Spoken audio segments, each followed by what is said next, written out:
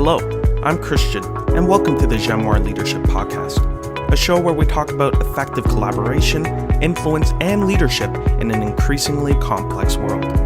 My interview partner is Dr. Dirk Schlimm. Dirk is an international leadership expert and the author of Influencing Powerful People. The purpose of this podcast is to share ideas and stimulate discussion, and it does not constitute professional advice of any kind. If such advice is needed, the services of a competent professional should be sought. The speakers, host, and Jamoir International Incorporated are not to be held responsible for any use, misuse, or reuse of the content. Enjoy the show.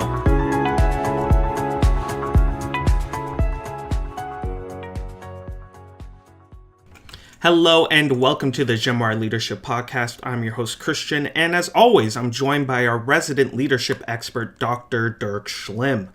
Today, Dirk and I are very pleased to be introducing you all to another two-part interview series. Our guest this time is Jodi Howick. Jodi is a passionate leader with 20 plus years of diverse leadership experience. Jodi serves as Associate Dean at Northern Alberta Institute of Technology, NAIT's J.R. Shaw School of Business. She takes a strategic leadership approach with a particular focus on creating safe, value-driven workspaces. Jodi is a certified Canadian registered safety professional, and she holds an executive MBA in health and safety leadership from the University of Fredericton, a diploma in health and safety and environment from NAIT, and many certificates in leadership, inclusion, and facilitation. A champion for advanced education, she led the creation of NAIT's credit diploma program in occupational health and safety, the first ministry-approved credit program for OHS in Alberta. Jodi has served on not-for-profit boards since 2008. She currently leads the Edmonton local section of the Hong Kong Canada Business Association and historically the Alberta Industrial Hygiene Association, and various task forces and committees for the Board of Canadian Registered Safety Professionals. Truly an amazing conversation is about to be had. We were looking forward to putting this together. So finally, I get to say, Jodi, thank you for joining us on the Jamoir Leadership Podcast. Thank you so much for having me.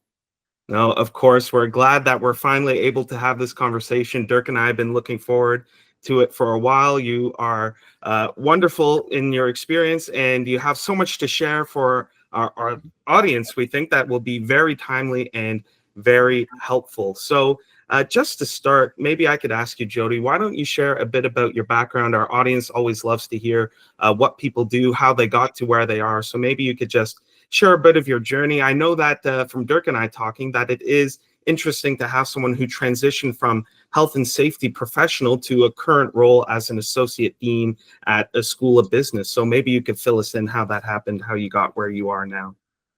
Yeah, for sure. Thank you. It's definitely been an interesting journey, and I wouldn't have predicted it when my career started, for sure.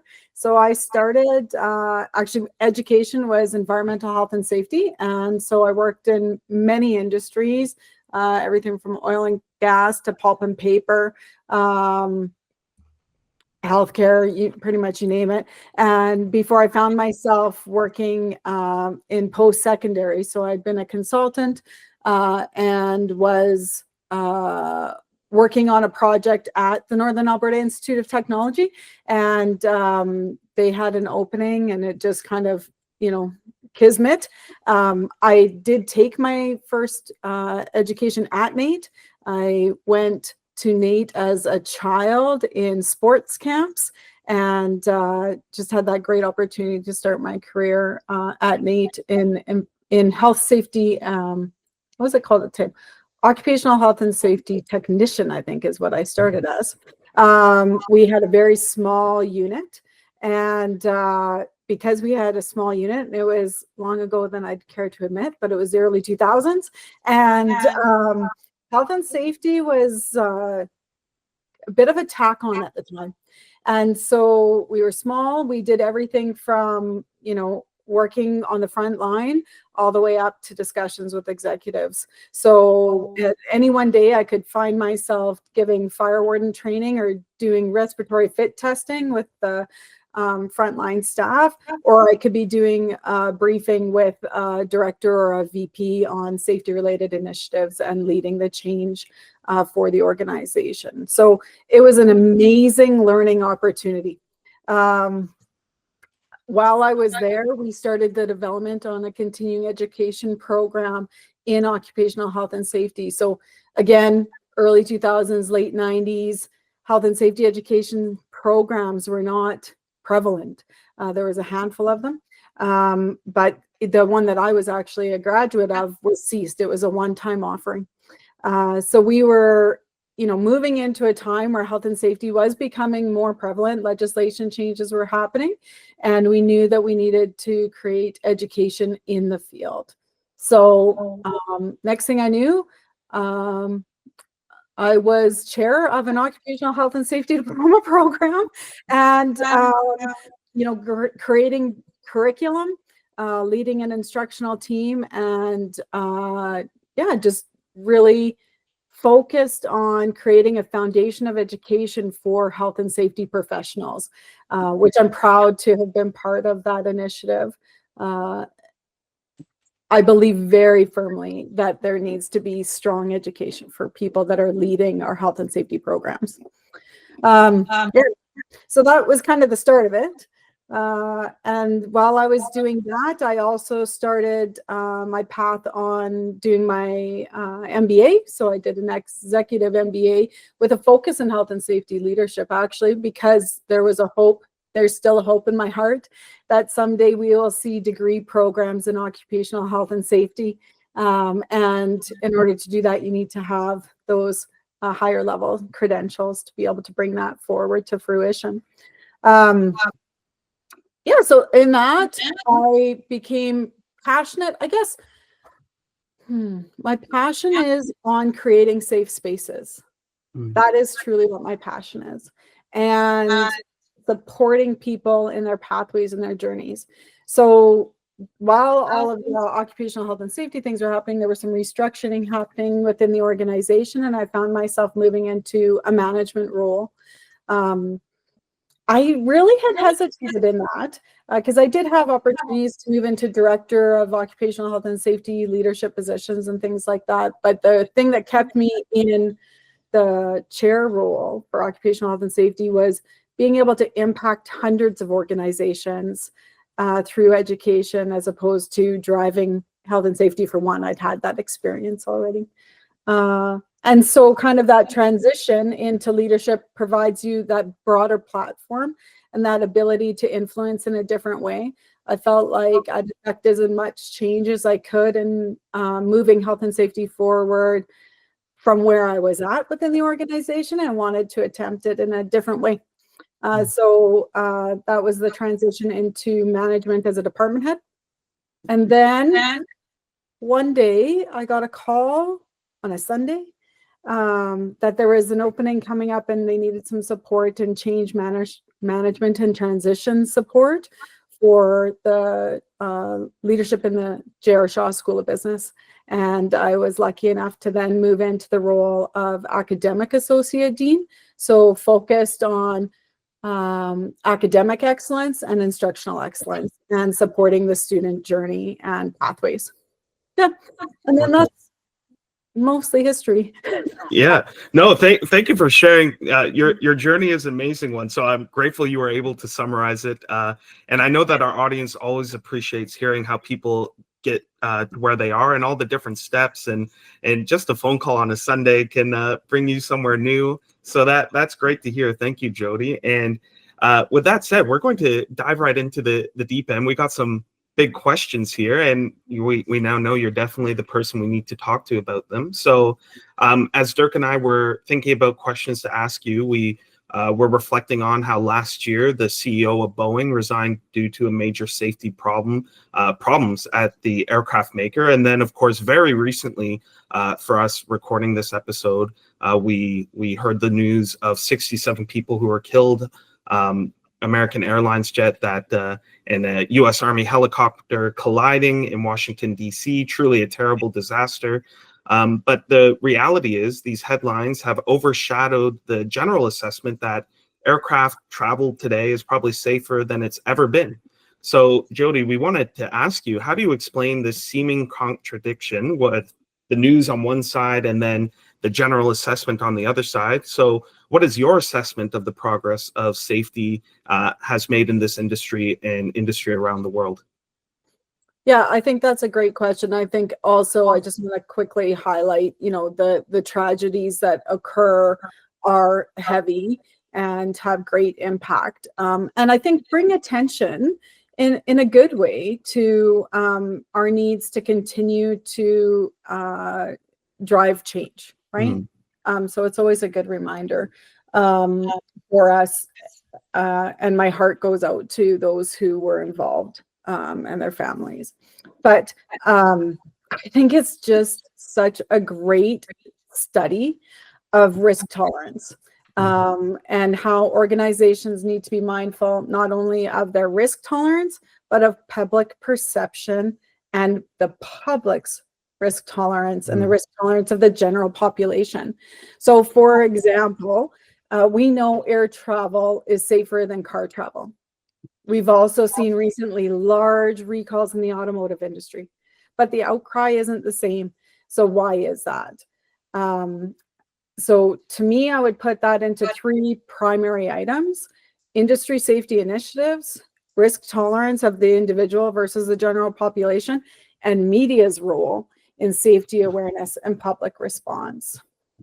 So the first thing that I think I would say is, with regards to industry safety, aviation industry has a near zero tolerance for risk. They have strict regulatory oversight. A single failure, such as the one that we saw last week, triggers massive public outcry, regulatory scrutiny, and it often results in in leadership changes within an organization. It also often results in regulatory changes if that is necessary. Put that against the automotive industry.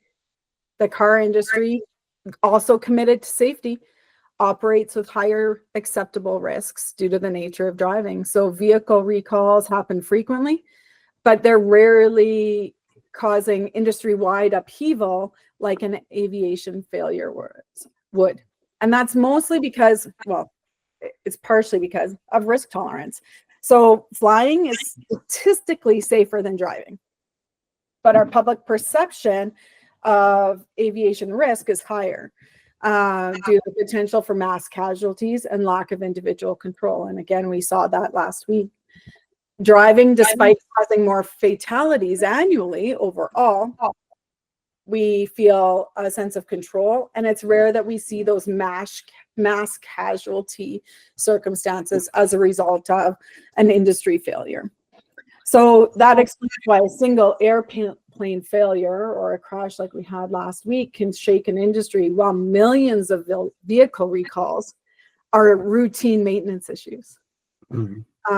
So when I think about it, even for my own self with regards to my risk tolerance, it's more likely that I get into a car accident than a plane crash. But I don't get nervous every day when I go to my car. I don't get nervous. I get nervous every single time the plane takes off. I get a pit in the bottom of my stomach and a nervous energy.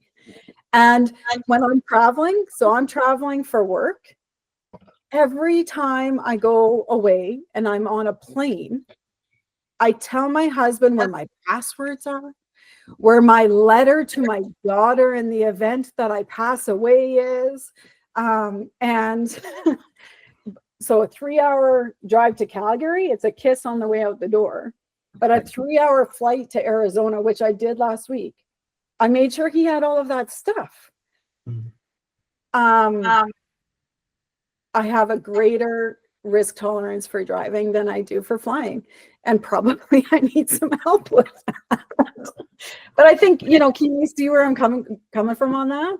Yeah, I think you perfectly described the feelings that I have. And as you explained it, just I think it is that matter of individual control, perhaps, where I drive on the 401, the highway right across the GTA here every day. And there's all sorts of accidents, but it doesn't cause me any worry. But a little flight, as you're just describing, I'm thinking, yeah, I get incredibly nervous, and it sort of speaks to perhaps a human issue in terms of our desire for control, or just the reality of, I could get all the philosophical of just being in the sky, but there's a lot going on there that explains the discrepancy between the assessment and then, of course, how we react to those news stories. Dirk, I don't know if you feel the same way as well.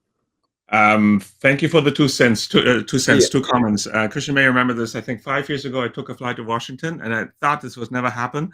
But we did have a emergency landing with the shootout. You know how you, and so it took this, so I thought this would never happen. And now when I fly and I sit at the emergency exit, they say, "Are you comfortable sitting here?" Yes, I said, "I'm comfortable sitting here," and I also know what to do because I've taken the shoot down. So I've experienced it. But what you're describing, because I am involved in risk management and thinking about risk, and so what I've learned recently is a good way of putting it. So there's the actual risk. So for example, if you text and drive, your likelihood of an accident goes up 27 points. There's an NHTSA study. It goes, but if I'm driving along and I'm texting and driving, and I say, hey, nothing happened. So my experience risk come down. I think, wow, no, this is not bad. And then over time, the perceived risk is based on the experience risk. And so this just shows you how irrational risk management really is. I think this was your point, Jodi and Christian. And so this makes it, and I'm sure we're going to get into it, this makes it so hard doing this in an organization where you're trying to promote safety, where people hear you with your stats and everything, but they have the experienced risk and their perceived risk and the actual risk. And, something just happened yesterday. Whoa, we need a safety program. And so I think the takeaway here is, because now I'm going on here too much, it is just a perception issue often. It is an emotional issue, even though we have massive access to data. And we can, insurance companies have massive access to data and analysis. But Christian, I'll give you to the next question. Otherwise, I keep going here. Yeah, no, that's a good question to start with. And Jodi, I appreciate your answer, because I think that will speak to a lot of our audience, especially an international audience. We know a lot of our audience listens while they're on the road or waiting in airports. So hopefully it provides some comfort just hearing how safe it is. But Jodi, I'll move through. We have a few general questions that we wanted to ask you, given your experience and expertise. So a little while ago, Dirk, when we were talking and preparing, you said recently, but time has flown. So a little while ago, we had on the show the Chief Medical Officer of OMERS, and he talked about healthy leaders. And we asked a similar question to him. But Jodi, we'll ask you this. What do you wish every leader knew about safety in the broadest possible terms? And maybe a follow-up to that, is safety over or underrated? What are the non-negotiables for leaders everywhere when it comes to safety? Yeah, for sure. So, well, first of all, I think what every leader should know about safety is that it's not a compliance issue. If we manage safety as a compliance issue, we're failing. So it's a leadership responsibility, it's a cultural foundation, and it is a measure of organizational excellence. So many leaders view safety as a, check the box. But true safety leadership is about influence, it's about integration into daily operations, and it's also about a deep understanding of people. You need to be able to motivate. And Dirk, you're talking about that when you're talking about experience versus perceived risk, being able to motivate individuals to make good choices. You actually have to understand your individuals and understand what motivates them to be able to manage that whole experience versus perceived risk. I draw a lot from John Maxwell's leadership principles. Effective safety leadership isn't about policies alone. It's about building trust. It's about modeling behaviors and creating culture where people prioritize safety because they believe in it, not because they have to do it. Is safety overrated or underrated? I think it depends on who you talk to. Safety is often, unfortunately, underrated until it fails. Right? And then it becomes front and center again. So where it's personally, and I'm very biased on this, I don't think you can underrate safety. Um, did I say that? You can't overrate safety. Yeah, I did. Yeah. I said that. Yeah, you can't overrate safety. But organizations that are able to proactively integrate safety into their culture, they're going to achieve results. They're going to actually lower their results, and they're going to see improved morale. Those that treat it as a secondary concern or as a regulatory burden, they're going to often experience avoidable incidents and cost disruption and damage to their trust and to their reputation. I've been sitting with people or sitting at a booth for our health and safety program where somebody walked through and pointed their finger and said, you're the problem that we have on our site, and everything takes too much time because of you health and safety people. And so that is a perception out there, that time up front though pays dividends when you're able to avoid costly incidents. Yeah. No, thank you, Jodi. That's very helpful just to even frame the conversation. And I liked where you started in terms of it's not a compliance issue, it's a leadership issue, and really avoiding just putting it in a compartment and thinking about safety as siloing it into one area when it really does affect an entire culture. And that ties in with being proactive and thinking about it. And there might be some annoyance from people, but it really is foundational as you describe it. And I think as people experience it, especially hopefully preventing an issue but rather than responding to one. Dirk, I noticed you nodding along, and of course we want to hear from you, Dirk. Any thoughts on that? Yes, I do. So it's amazing to me, a recurring theme with people we have on the podcast is how many things are really people issues, even though they're framed in another way. And so I like to talk about those things in leadership seminars and executive coaching. And one of my favorite lines is, "Engineering is easy, people are hard." And so now it's not an engineering problem. Of course, there's an engineering aspect to it, but it's ultimately motivating people to do the right thing when it's not obvious to them. And then I think, Jodi, you mentioned it. It's really a matter of discipline and habits, and you do it all the time, and it's just something we do, and that's how a safety program works. And again, Christian, you mentioned Dr. James R., the Chief Medical Officer at the OMERS retirement plan, when he talked about healthy habits, right? How things you just do all the time, and this is how it works. So yeah, those would be my comments here. Yeah. Thank you, Dirk. That again, very, very helpful to frame the discussion, and hopefully people are thinking about ways that could apply, Jodi, what you were mentioning in a variety of different contexts. But let's keep things moving, and this we're getting into a bit more familiar territory for me here. Let's toggle to academic leadership. So Jodi, what would you say are some of the unique challenges you face leading a business school that is deeply intertwined with industry needs, and how might you address that? And I think maybe a good question to follow up with that is academia and business a tension? Are they in tension, or would you say they should be in synergy and work together and complement each other? How would you frame that relationship? Yeah, I think that's such an interesting question. If it's okay with you, I'm going to tackle the second part first. Yeah. Because I do think that there's tensions between traditional academic and business. But that's where I see a benefit of polytechnic education and the role that polytechnics truly have, because I think that we create a bridge between the two worlds. So, when you're asking about the unique challenges that we face, being able to intertwine industry needs, it's about creating space for industry. And it's really, truly one of the primary benefits that I see in our approach at NAIT to how we structure our education. So we flip curriculum development on its head.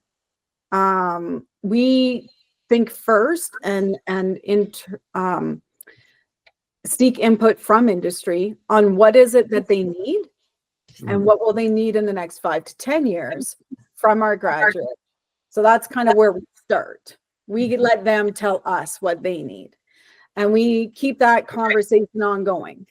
And then we determine what real world ways they need skills and knowledge development. And then we figure out what the foundational knowledge is in order for them to be successful. So what we do in partnership with industry is we determine, okay, what's an authentic way? What's the real world reason that students need to understand something, right? So what is it that you need students to do? What are you going to need? Our key questions to our industry partners, we start with, what do our graduates need to be able to do out there that we need to provide them in here? And then we do the rest of it. Right. So I think it's a real advantage that we have in polytechnics. Yeah, no, Jodi, that's great, and I appreciate that half of the question first. And maybe I'll just ask you, just building on that in response, that is a definitely a perhaps unique philosophy of teaching, a pedagogical approach. And maybe I'll just ask, do you think that that should be a standard across academic institutions, to go to the industries, hear what they need, and then go from there and really work in tandem? Do you think that's something you would like to see across the board in Canada, or do you think that that only suits certain situations and your particular context there? I'm mixed in this. So I'm very passionate about polytechnic education, but there's also a need and a space for knowledge creation and new knowledge creation. So I think that there is space for both. I do think that there is space for both. And perhaps part of that is protectionist in that, we still have students coming to the polytechnics in Canada. But I think it's just such an interesting question and an interesting reality. I think the question comes back to maybe not the question comes back to, but the crux of it comes back to what is it that the student is looking for? So are they looking to grow in their knowledge? Are they looking to have their mind expanded and think about things in different ways? Or are they trying to develop the skills that they need to get a job? Right. Those are two very different things, two very different experiences. And I think we need to have space for both. Yeah. No, that makes sense to me. And Dirk, I know that you have some opinions on that as well. So maybe you want to jump in with a reply, Dirk. What do you think about this? Yeah, let me comment on both based on my experience. So one of the most memorable consulting assignments that I had was a conflict management situation in a very significant research institute that had modeled itself after. So in Germany, they have the Max Planck Institute, and this is the researchers research of whatever they want. And there was a tension in that institute because they had donors too, who were looking for certain things, and they were big donors, and they said, "Oh, we're going to research whatever we want." I did, you know what? It was quite messy, and it translated into interpersonal conflict. But there I met people who were very passionate to decide we want to inquire about whatever it is, and they are highly educated and superstars in their field, and so that was an interesting world to dive into. Of course, I saw it at its best dysfunction, but I'm sure there are places where it just functions beautifully. But then for me, I am involved in executive education, and I'm probably very, very, very applied. Right? In the sense that that's my favorite line, and I always have this at the end of my seminars: is knowledge without application is useless. And if you're sitting here and you listen to something, or do anything with it, you might have as well done emails, right? Or don't just sit there and have somebody talk. So what are we doing with it? It is probably where I'm. So that's why I would relate to what Jodi is saying. But absolutely, right? We need those free thinkers. I'm sure they're going to dream up wonderful things. But I'm a bit more application oriented myself. I know, Christian, you are in some. No, you're not in ivory tower, but you're involved. Close to it. Yes. Yeah. No. No, and that is interesting to think about. Just of course, when it comes across with different industries and different academic institutions, you have different priorities. But then, of course, maybe wildcard isn't the right term. But then there are the students, and what exactly are they looking for? What are they seeking to do? And that's even before you get to the industry. And Dirk, we were recently talking about the political situation and how businesses relate to government. There are so many concerns here that could really shape it. But I do appreciate, Jodi, just the polytechnic approach and how that fits in the bridging perhaps the realities of the tension between business and the academy, but there's a bridge there. And I think that's something that's worth our audience to think about and reflect upon as it comes to education in their industries. But all right, and I'm going to jump in here and put a pause on the conversation. What an amazing part one of this two-part interview series with Jodi Howick. That has been an amazing start. But as I said, there's more to come. So I encourage you, wherever you're listening, YouTube, podcasts, wherever you're finding us, already uploaded is part 2. Catch that. We're going to dive into the topics of the relationship between education and the workplace, industry, and academics. We're going to be talking about AI, a fan favorite on the show. And of course, we're going to get Jodi's advice for aspiring leaders. You don't want to miss it. Tune in next time, part 2. See you over there.